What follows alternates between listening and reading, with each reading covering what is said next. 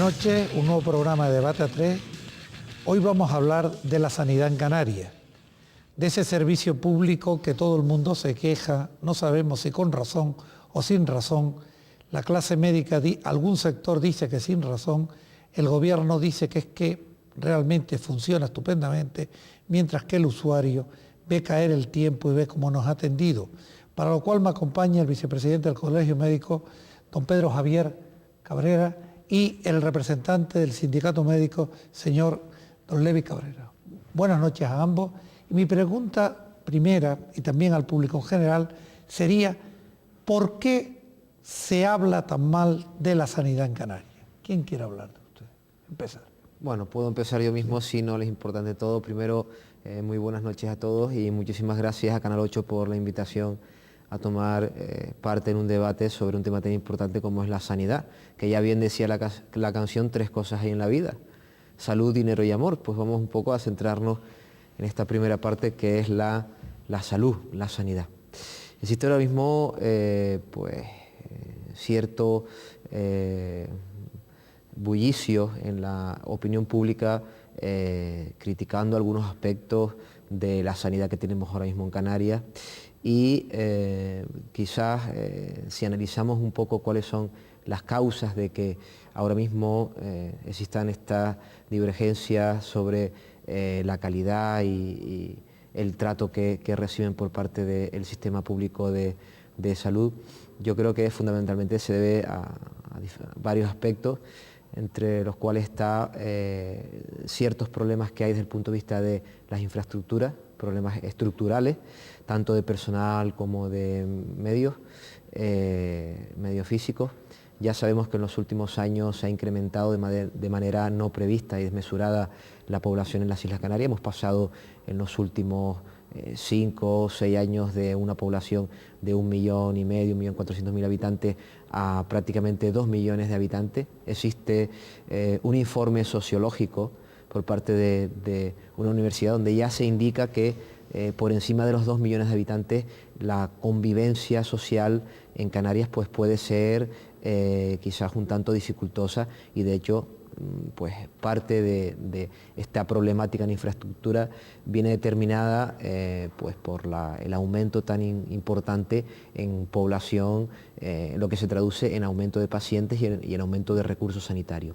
Por otra parte está la temática de la gestión sanitaria, de cómo se ha realizado la gestión en un momento dado, cómo se ha realizado la planificación de cara al futuro, y también está ya otro apartado que entra dentro de la organización interna de los distintos colectivos que intervienen en la sanidad de nuestras islas.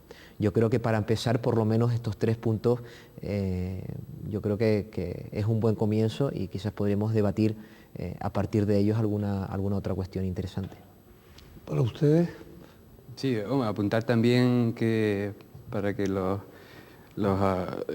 espectadores sepan un poco el contexto tanto nacional como internacional en el que nos movemos, ¿no? La prestación sanitaria en España se basa en un sistema nacional de salud donde pues, la prestación sanitaria es para todos, gratuita, y tiene una serie de ventajas, digamos, en relación al entorno europeo en el que estamos metidos, que hace que nuestro sistema sea muy atractivo para que otros ciudadanos de países comunitarios y también no comunitarios vengan a hacer uso de nuestra sanidad. En el caso de los comunitarios, pues es evidente, sobre todo de países cercanos, que suelen usar España como destino turístico, que además de destino turístico se usa como destino sanitario para solucionar muchos de sus problemas graves de salud que su país,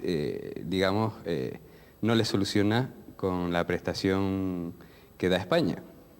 Por un lado, con una cualificación muy apreciada de sus profesionales, y por otro lado, con la gratuidad que ofrece nuestro sistema. En ciertos países, por ejemplo, hablamos de Alemania, hablamos de Inglaterra, hablamos de Francia, de Italia. Las prestaciones que se dan en España no son iguales. Estos ciudadanos tienen que pagar unos seguros el sistema en algunos de estos países que he nombrado no es igual al nuestro y en otros pues es algo diferente. Pero en general, en todos ellos tienen que pagar un porcentaje grande de la asistencia que les presta el gobierno, digamos. Y para cubrir un poco ese vacío que tienen en cuanto a lo que tuviesen que pagar por las prestaciones que reciben, se ven obligados a contratar un seguro o 2 o 3 añadidos a la seguridad social, digamos, del Estado, ¿no? Por lo tanto, por ejemplo, en Francia, pues hay una seguridad social que, por ejemplo, le da al ciudadano francés una prestación que cubre el 65% del gasto que pueda tener en general, tanto por procesos que necesiten ingreso hospitalario, como por asistencia en centros donde tienen consulta especialista. Por ejemplo, siguiendo un poquito con Francia, ellos no tienen la organización nuestra que divide la prestación sanitaria en 2 niveles, lo que es la atención primaria y lo que es la atención especializada, ¿no? La atención primaria en España la prestan los especialistas en medicina de familia, los especialistas en pediatría y todos los profesionales que conforman lo que son los equipos de atención primaria, es decir, los centros de salud. Y también están los servicios normales de urgencia, que son los que prestan la urgencia extrahospitalaria aquí en nuestro país, en el Servicio Canario de Salud. En Francia no, en Francia los profesionales cuando salen, y luego está el nivel de atención especializada, que a su vez pues tiene 2 escalones, uno que son los ambulatorios, que se llaman centros de atención especializada, por ejemplo, el que está en Santa Cruz, el de Rumeu, el que está en La Laguna, el que está en el sur, en el Mojón, que los especialistas de todos los servicios pues van cubriendo, y se hizo esto para acercar un poco la atención hospitalaria a la población, para que el residente en Adeje que necesita de acudir al cardiólogo pues no tuviera que venir a Santa Cruz, sino se puso el centro de especialidades en el Mojón, entonces muchos especialistas ya en un primer nivel intermedio entre atención primaria y el hospital les atienden ahí.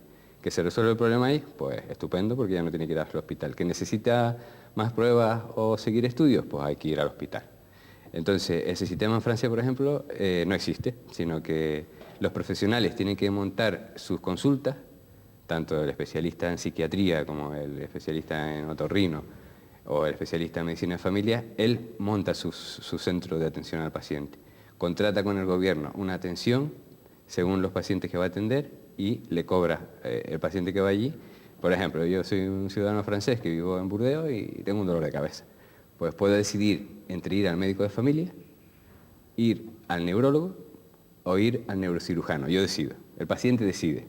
No hay filtro como en España. En España, si usted quiere ir al neurólogo, directamente no se puede ir, a no ser que vaya por la consulta privada. Usted tiene que acudir a su centro de salud, ir a su médico de familia, contarle el problema, a lo mejor el médico de familia resulta que sabe resolver ese problema de salud que usted presenta y no necesita seguir avanzando en el sistema.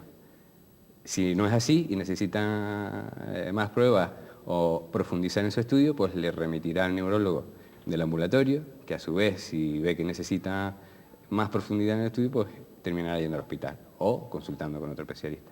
En Francia yo decido, a lo mejor, ir al médico de familia, que sé que me cobra 50 euros la consulta y se la tengo que pagar. O no, yo decido ir al neurólogo. El neurólogo a lo mejor me cobra 70. O neurocirujano que me cobra 90. Estoy poniendo precios aleatorios. Entonces, hombre, ¿eso qué hace? Que normalmente el paciente decida a lo mejor ir al que le da la mejor prestación y que luego ya va teniendo experiencia de que le soluciona su problema de salud. Pero el que decide es el paciente. Entonces, en función del dinero del que dispongas y de la confianza o el prestigio que tenga el profesional al que decides ir, tú eliges.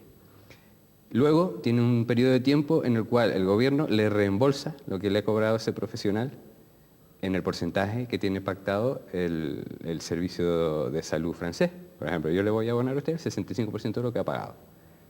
Por eso, pues el paciente decidirá a quién va de los profesionales. Ese más o menos es el esquema del sistema francés, es distinto al nuestro, evidentemente. Entonces, el nuestro, con las deficiencias que hay, que se manifiestan repetidamente, sobre todo con la lista de espera, la masificación, pero en general es uno de los sistemas mejores que hay en el mundo. por el tema de la universalidad de la atención, porque se intenta que sea justo, que todo el mundo tenga derecho de acceso, que no dependa del nivel de renta, que puede tanto ir el que tiene mucho dinero como el que tiene poco, y la gratuidad. El tema y el problema que se nos plantea es cuánto tiempo nos va a durar, porque eso, tenemos muchísima más población que lo está utilizando. Los impuestos, pues, es la base del mantenimiento del sistema, pues llega un momento que se tambalea cuando hay que dar tantas prestaciones en distintos ámbitos, no solo sanitarios, sino educación, carreteras, y todo depende de lo que se quiera y se pueda invertir para mantener el sistema. Y luego el intentar controlar todos estos aspectos que decimos de prestaciones que damos a ciudadanos que nos vienen de otros países y que no hay control sobre ellos. Ciudadanos que vienen a España y que consumen medicamentos en nuestro país y que nuestro país los trata como trata a los españoles, siguiendo antes con el ejemplo que estaba poniendo. Entonces el francés que viene a España, en España se le trata como un español, no como un francés. Es decir, en España, si viene al centro de salud a repetir sus medicinas para la atención, si es pensionista, se las lleva gratis. En Francia tenía que pagarlas, pero es que aquí se le trata como un español. A los españoles en Francia nos tratan como a un francés. Si en Francia se pagan las medicinas, yo español, que en España no las pago, en Francia las tengo que pagar. Y el gobierno español no me las va a reembolsar, porque el pacto que hay entre los países europeos es que te traten tal y como tratas a tus ciudadanos. Con lo cual, visto el panorama así, pues somos los más generosos, bondadosos, y llevaremos siempre las de perder en el tema del consumo que nos da, que supone dar la prestación que damos. Sin embargo, hay que tener una cosa muy clara. Desde 1984, en que se asumen las competencias en esta comunidad autónoma, el problema ya no es una competencia estatal, es una competencia de la comunidad. Y lo que es claro, ustedes lo han planteado, no desde un punto de vista de la filosofía del principio de la universalidad en el trato. Lo que es verdad es que en la calle, y lo apuntaba usted, hay dos aspectos: masificación, por lo tanto, listas de espera, tardanza en el tratamiento, inadecuación. ¿No sería favorable que se cambiase el modelo por un modelo de mayor aproximación y efectividad, y por lo menos a la clase activa o aquel que está desarrollando trabajo tuviese que abonar una cierta cuantía, como puede ser el modelo francés que acaba de apuntar y que de hecho parece que es lo que se está tratando en el ámbito farmacéutico, salvo con respecto a los jubilados, y que eso pudiese permitir pues que no existieran listas de espera, que la gente no se encontrase con la desesperación? ¿Por qué no se ha optado por ese modelo en la comunidad autónoma? Bueno, quizás este modelo que comentaban antes el compañero del copago, que se llama, por uso de los productos sanitarios, es un modelo que se sigue en otros países y que probablemente algún día se tenga que instaurar también en el nuestro.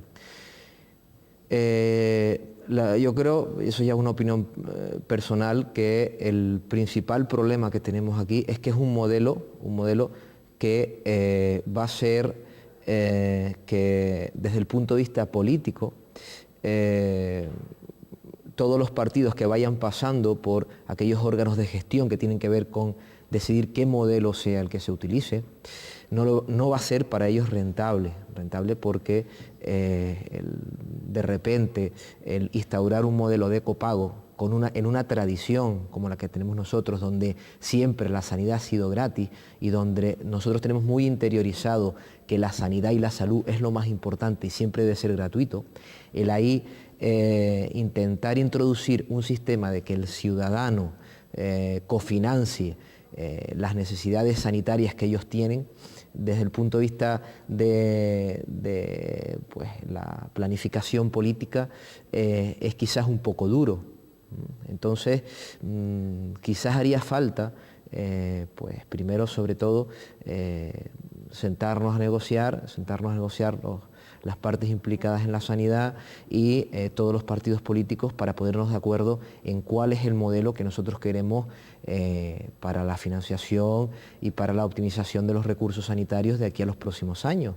Eso significa que si podemos lograr que todos estemos de acuerdo en cuáles son las necesidades actuales, cuáles son las necesidades futuras, cómo ha ido desarrollándose en los últimos años y cuál va a ser el desarrollo de los siguientes años de la sanidad. A partir de ahí, y sobre unas bases precisas y científicas, podemos organizar cuál es el mejor modelo. Ahora mismo existe en Canarias, propuesto por la Consejería de Sanidad, un pacto por la sanidad que han comenzado en los últimos meses a promulgar y a divulgar entre todas las partes afectadas o que tienen que ver desde algún punto de vista en la sanidad, un pacto por la sanidad para lograr precisamente eso, saber qué modelo sanitario debemos seguir a partir de los datos que tenemos ahora mismo, siguiendo unas bases científicas y unas bases lógicas y que no cambie el modelo sanitario según el partido político que entre en el gobierno o según el tipo de gestión que se quiera hacer. Hemos tenido hace poco, a través en el Colegio de Médicos, la presentación por parte de la consejera de Sanidad del borrador del Pacto por la Sanidad Canaria, del Libro Blanco, y las bases fundamentales incluyen precisamente todas estas cuestiones que estamos hablando. Incluyen desde el grado, o por lo menos se intenta que exista una mayor implicación de la población dentro de la gestión y las decisiones que tienen que ver con todos los aspectos sanitarios. Se toca también el tema de la formación de todos los técnicos y los profesionales que actúan dentro de la sanidad. Se toca de manera específica el tema de las listas de espera, de la planificación racional de los recursos. Se toca también la relación que tiene que haber entre, por ejemplo, atención primaria y especializada. Por ejemplo, si usted va con su hijo a urgencias y le hacen un análisis, si usted ese análisis lo pierde y va al día siguiente a su pediatra, pues a lo mejor le tiene que volver a hacer otro análisis. Pues ese tipo de cuestiones que a veces chocan un poco con una planificación conjunta sanitario y no parcelada, son cuestiones que se intentan resolver en el Libro Blanco y en el Pacto por la Sanidad Canaria. Al igual que también decía usted antes, bueno, que ahora tenemos las transferencias en Canarias. También, hace 20 años. Hace 20 años. También se toca cuál es la relación que tenemos que tener nuestra comunidad autónoma y todas las demás comunidades autónomas que tienen transferidas las competencias en sanidad, qué relación tiene que tener una con otra y qué relación tiene que tener con el Sistema Nacional de Salud, que es el que engloba todo. Entonces son puntos muy interesantes que desde luego lo que se trata es de que pues, todos los partidos políticos y todos los agentes implicados en la sanidad, en este caso nos ha venido a presentar la consejera de Sanidad el Pacto por la Sanidad, los puntos principales a nosotros, al Colegio de Médicos, que engloba el colectivo médico de la provincia, pero igualmente lo está presentando a otros colectivos que tienen que ver con la sanidad, farmacéuticos, enfermeros, sindicatos, asociaciones de usuarios, etcétera, y entre todos tendremos que plantear sobre esos puntos principales que indican el qué necesitamos, el cómo realizarlo. Entonces, a partir de ahora, pues estamos ya trabajando, pues el Colegio Médico, el Sindicato Médico y todos los grupos profesionales también están trabajando para intentar lograr una solución de consenso a cada uno de los puntos principales del pacto. Otra cosa importante es que necesitamos que todos los partidos políticos se impliquen en este pacto, porque al igual que si se está haciendo un edificio, además que es un edificio muy importante, posiblemente sea lo más importante que se ha hecho en la sanidad desde las transferencias. Este pacto por la sanidad si se lleva a cabo al final, que parece ser que sí. Si estamos haciendo un edificio y el arquitecto cambia todos los meses y el voladizo del tercer piso cambia al siguiente arquitecto que llega y el siguiente arquitecto cambia la forma y la estructura de la fachada, lógicamente es un edificio que va a tener problemas al final, porque todo el mundo ha puesto su opinión. Sin embargo, si se centran las bases, si se exponen claramente cuáles son las bases arquitectónicas y después, independientemente que un arquitecto ponga más o menos flores en la ventana, el edificio se construye sobre unas bases sólidas, científicas y con consenso, eso puede llevar a que la sanidad, tal como la conocemos ahora, vaya por unos cauces diferentes y vaya desde un punto de vista adecuado. Dicato, ¿qué opina sobre ese particular? Yo tengo varias críticas que hacer en ese respecto. Lo que se invierte en sanidad en España, comparado con los países de nuestro entorno, está 2-3 puntos por debajo. Con lo cual, si estamos dando más que otros países, unas prestaciones con alta cobertura y con unos profesionales bastante cualificados y valorados en otros países, el gobierno tiene que invertir más en sanidad. No porque digamos que en sanidad es donde más se hay que invertir, porque está educación, está industria, pero es que en los países de nuestro entorno la inversión del PIB en sanidad está en torno al 9-12%. Nosotros estamos entre el 7 y el 8%. Partimos ya de una base en la que el déficit de inversión en sanidad es manifiesto.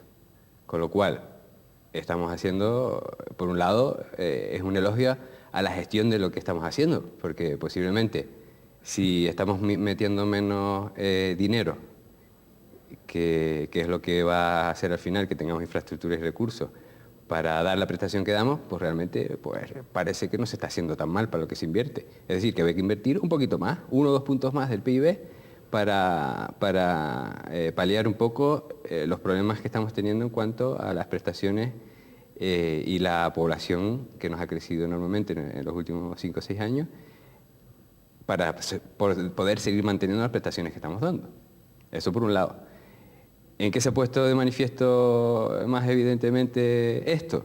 Pues en los últimos 3-4 años podemos hacer incluso concreciones, ¿no? En lo que es atención primaria en Canarias, y sobre todo hablamos ahora de Tenerife, el número de médicos de familia que hay en los centros de salud no ha crecido ni por asomo detrás del aumento de población que hemos tenido.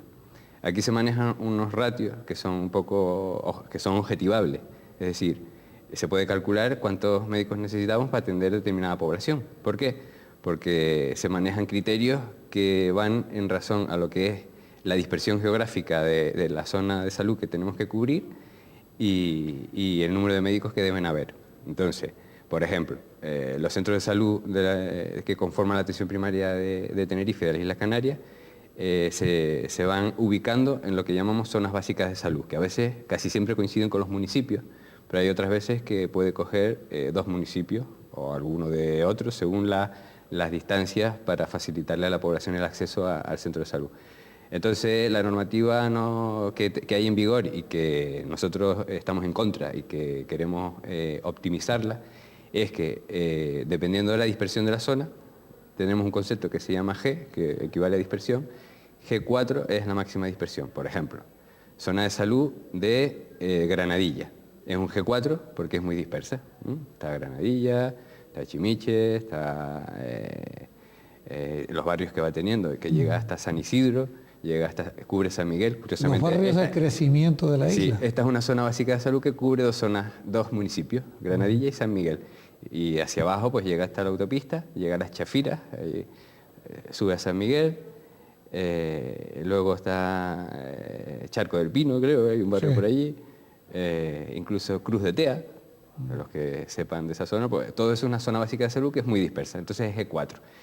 Para un G4 los médicos de familia deben tener 1.250 pacientes asignados a cada uno. ¿Cuál es la realidad? Que hay más de 2.000 hasta 2.500. Y eso se ha ido desproporcionando conforme ha ido aumentando la población, porque el aumento de plantilla ha sido muy poco en estos últimos años y casi todos los médicos, por ejemplo, en este centro de salud, tienen más de 200 pacientes cada uno. Eso perjudica el trabajo, porque luego no se tiene tiempo para atender bien a los pacientes. Se atienden más o menos bien. ¿Qué pasa?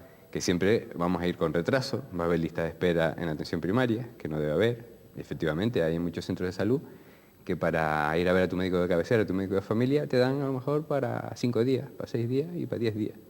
Que no debería pasar, por principio de la atención primaria no debería haber lista de espera. Pero es que la situación de masificación a la que hemos llegado nos ha llevado a esto. Entonces, seguimos con el ejemplo. Los G4 centros así grandes que tienen mucha dispersión, aquí en Tenerife, pues tenemos sobre todo en el sur. Granadilla, luego está Arona Vilaflor, Arona Costa, que coge el Fraile, las Galletas, Denver, luego está Los Cristianos, luego está Deje y Guía de Isora. Son centros grandes que todos deberían tener 1.250 pacientes por médico de familia. Pues casi tienen el doble, 1.250 son 2.500. La mayoría están entre 2.500, ¿Qué significa eso? Que si a grosso modo tendríamos que tener casi, en esos centros que he comentado, el doble de médicos de los que hay. Con esta idea nos quedamos, porque se ha pasado ya la primera hora, hacemos una pequeña interrupción y volvemos a la segunda parte. Muy bien.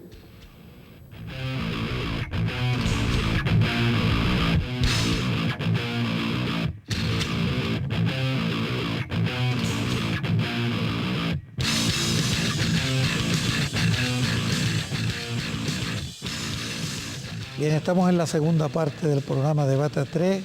Esta semana estamos hablando de la sanidad. Me acompaña el vicepresidente del colegio y un representante del sindicato médico en la isla de Tenerife. Y hablábamos, para los que se hayan incorporado tarde al tema, de todo el modelo sanitario, de ese famoso libro blanco que presenta el gobierno de Canarias, de una mala gestión. Esto lo digo yo, no lo dicen mis contertulios realizados por este gobierno frente a ser el titular de la competencia, y rectifico, no son 20 años, son exactamente 18 años, porque la asunción de competencia se comienza a plantear a finales del año 89. Mi pregunta es sobre el modelo, le pregunto a los contertulios. El Estado, frente a ese principio de universalidad y ese sistema de homogeneización en el trato, no es cierto que se produzca. Sus empleados, los funcionarios, actúan bajo el sistema de las mutualidades, el concierto con ciertas entidades aseguradoras, sobre todo con el tema de la asistencia primaria y con el tema de los especialistas. ¿Por qué no se generaliza con el resto de los usuarios del sistema sanitario? ¿Por qué el Estado a sus propios empleados le confiere la opción y, sin embargo, a los empleados de otras empresas particulares se lo impide? ¿Cuál es la razón? ¿Qué me quiere contestar de usted? Pues eso es un poco una pregunta casi sin respuesta, porque desde luego yo no sé cuál es la razón a esa pregunta que usted ha planteado. Ahora sí sé que el modelo que tenemos ahora mismo es el modelo tradicional al que hemos llegado a través de una serie de eventos históricos, y que el plantear ahora otro modelo diferente, como el que usted plantea, pues igual necesitaría de un pacto y de que todo el mundo estuviese de acuerdo en desviar el modelo actual que tenemos a ese otro modelo, por ejemplo, como pasa en Francia. Pero ese modelo que le estoy diciendo es un modelo que está entre los funcionarios del Estado y no sé si sabrán que también lo tienen los internos de instituciones penitenciarias, los presos también. Sí. Pese a llevar la cartilla de la Seguridad Social, se la quitan al entrar en la cárcel y le dan una prestación diferente y se llevan el 80%. ¿Por qué razón hace eso? Sí, porque esos son acontecimientos históricos y que han quedado ahí acrisolados, y ha sido un poco por tradición el mantener en esos determinados estamentos pues una mutualidad especial, específica, aparte o copartícipe con el Sistema Nacional de Salud. El por qué no se ha cambiado, pues ya entraría dentro de un debate casi de el don de la adivinanza, ¿no? La verdad que yo ahora mismo desconozco, yo no sé si el compañero del sindicato médico tiene algún dato nuevo que aportar, pero desconozco por qué esto no ha sido así. Sí es verdad que llama la atención, y sí es verdad que, bueno, pues a lo mejor habría dentro de la opinión de cambiar el modelo que tenemos a otro. Si se llegase a eso, pues se podría plantear también ese modelo como pasa en algunos otros países, ¿no? Sí, desde luego funcionan como mutuas, más o menos como mutuas que tienen sus prebendas, porque tienen algunas ventajas, son como seguros privados. Son como seguros privados, efectivamente. Hay Mufase, por ejemplo, asumí algunos. En su momento estaba ISFAS. Mujer, que todos los militares, por ejemplo, tenían que ir a ISFAS. Lo recuerdo, sí. Y ISFAS pues tenía sus ventajas. y los jueces funcionarios judiciales van a la mujer. También, exactamente. Vamos a hablar claro. Y curiosamente, sí, pues, hace poco un conocido me comentaba que un soldado que había tenido un problema y acudió, un problema de salud, un accidente, y acudió al hospital universitario, y efectivamente los soldados siguen estando bajo ese régimen de aseguro fuera de lo que es la seguridad social, pero que efectivamente tendrían derecho a tener su tarjeta sanitaria individual como cualquier ciudadano. pero que en su momento se les plantea que tienen que traer, les reclaman a la mutua que les lleva a ellos la prestación, el reingreso del coste económico del Servicio Canario de Salud. Sí, pero es que yo le planteo por dos razones. Sí. Es decir, no hay listas de espera, porque tú puedes llamar a unas listas determinadas en asistencia primaria, con lo cual a lo mejor el problema de la tardanza se podría solventar. Y segundo lugar, entramos ya en la medicina concertada. Porque vas a ciertos conciertos, lo mismo que te hace la Seguridad Social, a la clínica A o a la clínica B. Yo no me sé los nombres de las clínicas concertadas que hay en la isla de Tenerife, pero puedes ir al parque, puedes ir a la antigua colina, podías ir a Hospitén, que creo que se llaman así, ¿no? Sí, bueno, pues en este régimen de conciertos que te manda la Seguridad Social. Luego, parece que no estamos solo con esa medicina pública estricta que nos están diciendo. No, en la medicina, lo que es la prestación pública, se incluye todos los centros concertados. Se supone no, es así. Cuando se habla de medicina pública, se incluye todos los centros que, aunque tengan una prestación, digamos, un soporte económico privado, tienen contratos con la sanidad pública contrata con ellos una serie de servicios. El ciudadano es atendido allí, por ejemplo, casos que se presentan, paciente que está en el hospital universitario pendiente de operarse, de quitarse la vesícula. Lleva un año, bueno, otro ejemplo que nos han contado hace poco, una hernia discal, que está en el hospital universitario, un trabajador de la construcción, que necesita recuperarse cuanto antes, ¿no? Lleva 6 meses esperando por la intervención y en el hospital universitario a lo mejor tiene que esperar un año más. Entonces, el Servicio Canario contrata con una clínica X y le compra sus servicios de neurocirugía para operar hernias discales. Llaman al ciudadano, mire, que pasado mañana puede ir usted a esta clínica que la hemos concertado con el Servicio Canario de Salud para que le opere su hernia discal, solucionar su problema de salud y que pueda ya cuanto antes empezar a trabajar. Entonces, eso, se ha concertado un servicio privado para la pública. ¿Qué beneficio tiene la asistencia pública? Que no ha tenido que montar la infraestructura. Eso se va aproximando a lo que decíamos del modelo francés. En el modelo francés, el gobierno no invierte en infraestructura, no invierte en cemento, no invierte en materiales. Él contrata servicios. Los materiales los tiene que poner la persona que monta el negocio, digamos, que es un empresario. Eso es un negocio y que busca tener un beneficio, porque si no tiene beneficio no lo puede mantener. Nosotros tenemos otro sistema. Ese es el problema de las concertadas. La concertada es una empresa y la empresa tiene que tener un beneficio para poder subsistir. Con lo cual, eso tiene las implicaciones que tiene, que si no tiene un volumen de prestación y de ingresos, no se puede sostener. La asistencia pública puede entrar en la dinámica de intentar sostener el que una privada pueda hacer negocio. Tanto en cuanto la pública con sus recursos y sus hospitales y sus centros de salud no sea capaz de dar la prestación que hace falta, pues a corto plazo la estrategia de negociación que nos están planteando que quieren hacer es eso, concertar con centros privados para dar asistencia pública. Eso puede tener sus problemas, sobre todo luego en las necesidades de las personas que dan esa asistencia, que son limitadas y que posiblemente tengan que salir de los propios profesionales que están trabajando en los centros públicos. Y eso también nos puede acarrear más problemas de gestión y de funcionamiento que se pueden deducir sin necesidad de decirlos claramente. Entonces, eso trae complicaciones de funcionamiento. Yo no lo vería desde mi punto de vista factible, siempre y cuando tú tengas los centros públicos funcionando al 100%. Antes de concertar con privadas, con centros privados para que den prestación pública, procura que tus centros públicos funcionen bien, porque el concierto puede ser también un arma de doble filo para favorecer el negocio de otras personas. Porque cuando pones una empresa privada que se dedica a dar una prestación sanitaria, como decía antes, es una empresa, y la empresa tendrá que tener sus beneficios, lógicamente.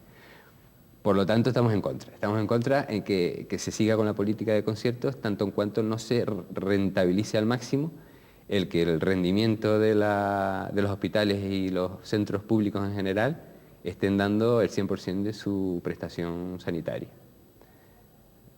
¿Qué opina el señor vicepresidente? Sí. Bueno, esto en principio, la opinión, pues en principio la nuestra va en el mismo sentido, lógicamente. No podemos pretender que exista una competencia, por así decirlo, entre un sistema privado y un sistema público. No puede existir esa competencia. Tiene que haber una ayuda y una complementariedad entre los dos, de tal manera que si tú tienes un centro público, tienes que intentar que ese centro funcione bien desde el punto de vista de los máximos rendimientos que puedas sacar de ello, y siempre y cuando no puedas satisfacer las necesidades sanitarias de la población, a partir de ahí es cuando puedes tener conciertos y derivar pacientes, derivar usuarios a los sistemas privados. Esto quiere decir que si tú tienes un servicio donde hay 2 cirujanos, por ejemplo, y dicen, bueno, tal vez con un tercer cirujano solucionamos el problema de la lista de espera, o podemos hacer esta y esta cosa extra, ¿no? Entonces, a lo mejor es más rentable, es mejor dotar a ese servicio de un tercer cirujano que no decir, bueno, como ya no podemos llegar a más con estos 2 cirujanos que hay, vamos a empezar a derivar pacientes a una clínica concertada, ¿no? Entonces ahí hay que tener unos criterios lógicos y poder llegar hasta el máximo, ¿no? Para poder rentabilizar la infraestructura, el hormigón, el cemento que haya en el centro público. Sin embargo, recientemente se ha visto en la prensa que pese a la gran inversión en todos los centros hospitalarios de Canarias, se decía, pero faltan especialistas que puedan atender en horarios determinados, incluso, se habla de alguna especialidad, hasta dentro de tantos meses. ¿Cómo es posible que no existan, o es que no hay especialistas? Bueno, la ley de especialidad no está, pero no hay especialistas de hecho en esta comunidad autónoma o en el resto del Estado español que puedan atender esos servicios. Especialistas sí hay. El problema está en que los especialistas que estamos formando se nos van. ¿A dónde? A la medicina privada, a otras comunidades. O sea, al concierto. Y a otros países, ¿no? La medicina que no está concertada en principio, medicina privada. La concertada seguimos entendiendo que ya está metida en la pública. Pero esa medicina privada, si es buena, terminará siendo concertada.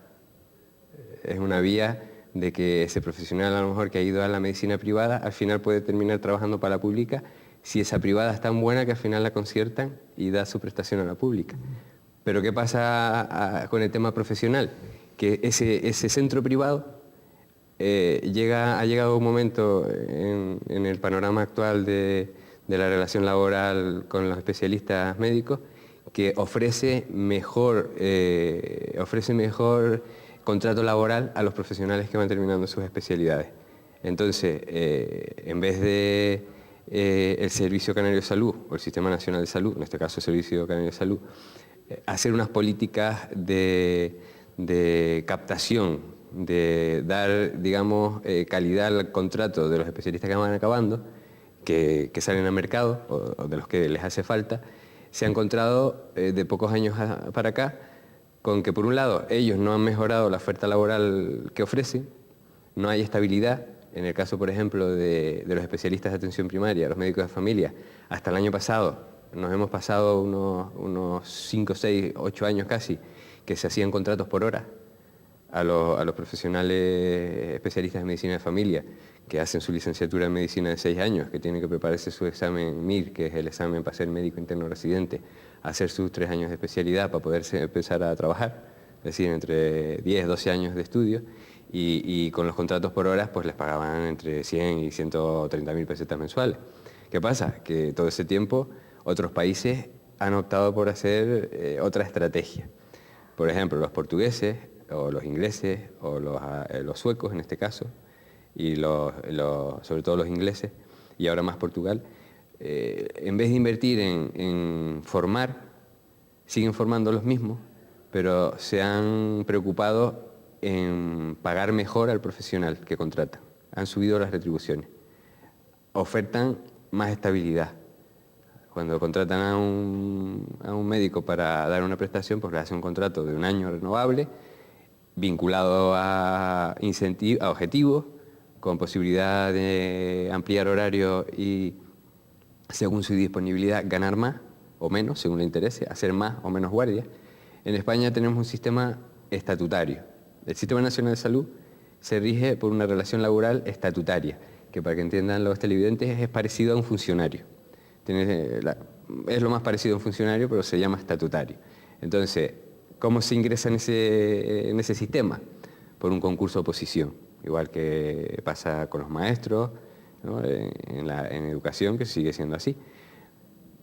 No ha habido concurso de oposición para intentar el acceso a este sistema en Canarias, en el caso de los médicos de familia, desde el año 87. Se ha generado una bolsa de prácticamente la atención primaria de las Islas Canarias, y sobre todo en Tenerife, está prestada por médicos que llevan contratados de manera interina en más del 80% de la plantilla de Tenerife, desde los años 85, 86, 88, 89 hacia acá, la mayoría de ellos. Estamos inmersos en un concurso excepcional que se ha hecho a nivel nacional, porque esto también ha pasado en otras comunidades, pero Canarias es de las más agravadas en este aspecto. Los gallegos, por ejemplo, también, los andaluces menos, valencianos. Y entonces se está en el proceso de estabilizar a todos estos profesionales en un concurso de oposición excepcional que se ha hecho, que se puso en marcha en el año 2002, y que es otra crítica que hacemos al Servicio Canario de Salud, que la oposición empezó en el 2002 y todavía no ha terminado. Una oposición, llevamos 3 años y no se ha terminado la oposición para que los profesionales sepan dónde van a terminar teniendo su destino. ¿Pero es que se examinan todos los meses? ¿O? No, se examinaron en marzo del 2003. Fue el examen, en la fase de oposición, el 23 y 16 de marzo del año 2003. Salieron los resultados, se dio los que eran 2 fases de esta oposición, una fase de selección y una fase de provisión. Entonces los que aprobaron esa fase ya saben que tienen plaza, pero ahora estamos en la fase de saber qué destino les va a tocar, y es el cuento de no acabar. Transmitimos la sensación de incertidumbre, de enfado que tienen los profesionales de esta isla y de Canarias en general, porque ese proceso de oposición, y esto pasa en todas las especialidades, pero sobre todo en la atención primaria, los médicos de familia, que son los que han tenido el problema de que hace más años que no se convoca. En otras especialidades hubo una oposición en el 99 que más o menos hizo que se estabilizara un porcentaje alto de la plantilla. Pero digo que la plantilla de atención primaria de Tenerife, el 80 y largos % es interina. Y en este proceso que cuento de concurso de oposición, pues hará que se estabilice más o menos el 70-80% de esa plantilla, que es lo que estaba interina. Yeah. Eso es una gran insatisfacción, desmotivación, incertidumbre en los profesionales ahora mismo, que hasta que no se acabe este proceso, que se prevé que antes del verano, esperemos, esté resuelto, pues genera esa incertidumbre. Volviendo al hilo de que decíamos, ¿qué pasa? Que los especialistas que han ido terminando todo este tiempo, que ha habido muy malos contratos, se han ido a la medicina privada, se han ido a otras comunidades, pero a verlos sí los hay especialistas. Todos los años salen en Tenerife unos 33, 35 médicos de familia que terminan su especialidad. De las otras especialidades, pues más o menos van saliendo, quizás haya que planificar en algunas que haya más déficit, pero en general, si contáramos con que los que van saliendo en Canarias se quedaran en Canarias, que es otro fallo del sistema, que no se puede decir que se queden, porque el sistema de formación de especialistas es nacional.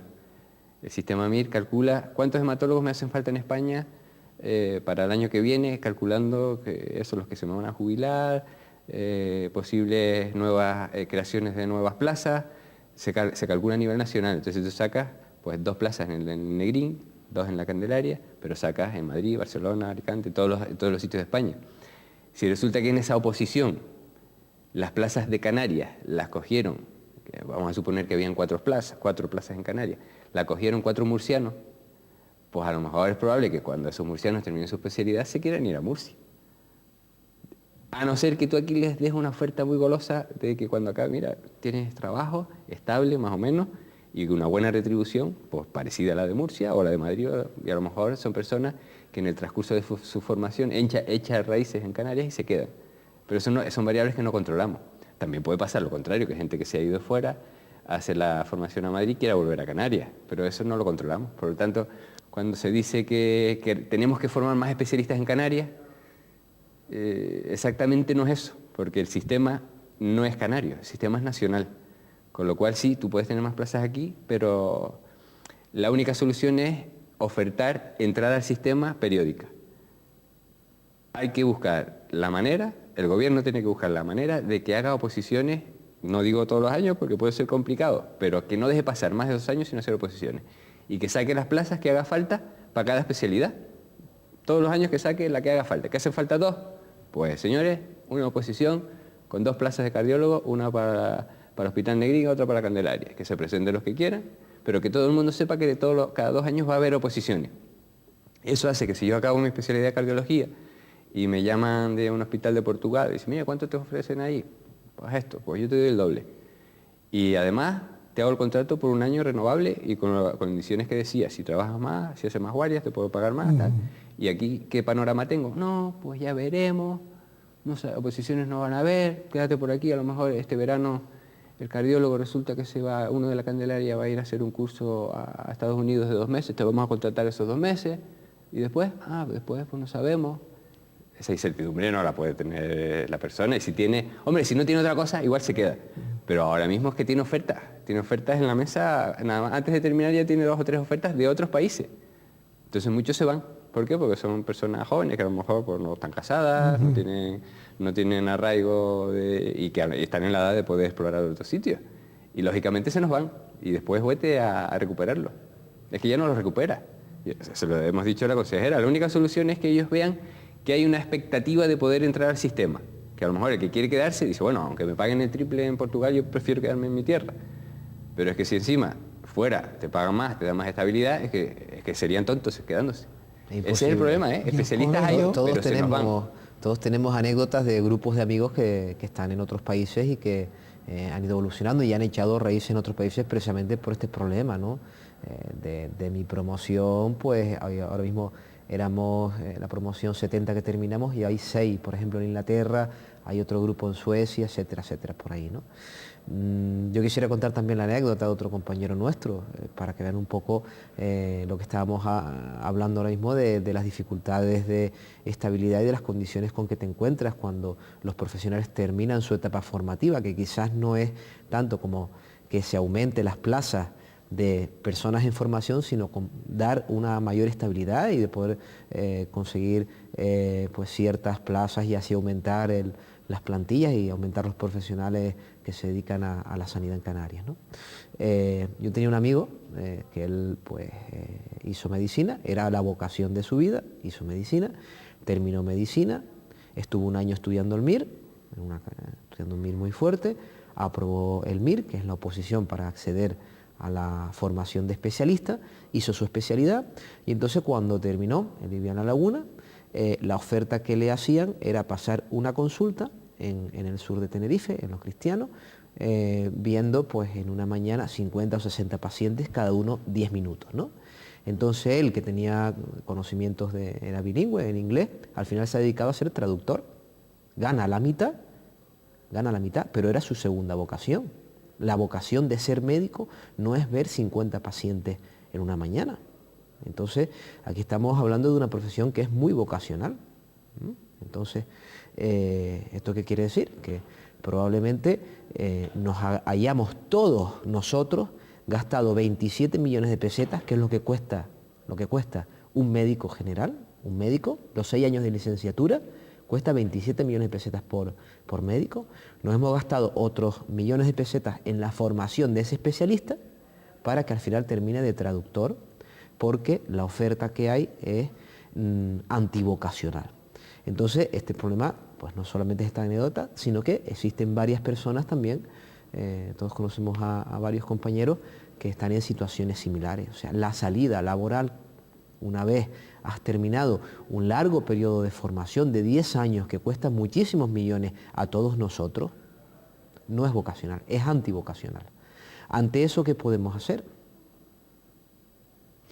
Hombre, a mí yo siempre, cuando estamos en el foro de defender la calidad del trabajo, pues se dice, bueno, ¿querrán ganar más también? Digo, no.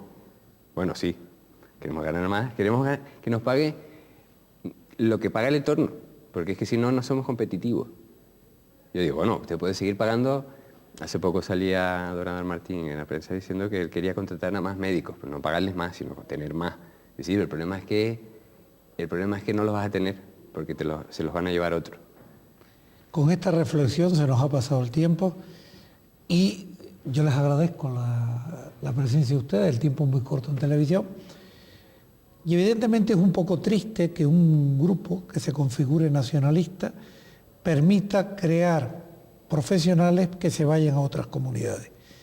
Cuando es muy fácil, en cuanto a la estabilidad, plantear obligatoriedad de residencia y estabilidad en el empleo durante un cierto espacio de tiempo, acabada la especialidad. Quizás así se podría solventar un problema. Usted se tiene que quedar 3 años en Canarias si viene a Canarias a formarse, por ejemplo, en un grupo nacionalista, pero también es necesario pagar, porque solo de vocación no vive el hombre. Tiene una serie o la mujer, una serie de problemas periféricos, y hay profesiones donde el servicio público, que está, cuando paga tan mal, pues obliga a que todos se vayan al campo de lo privado. Esperando nosotros marcharnos hasta la próxima semana, les agradezco y les invito a otro programa y espero contar con los dos. Muchas gracias. Muchísimas gracias. Buenas noches.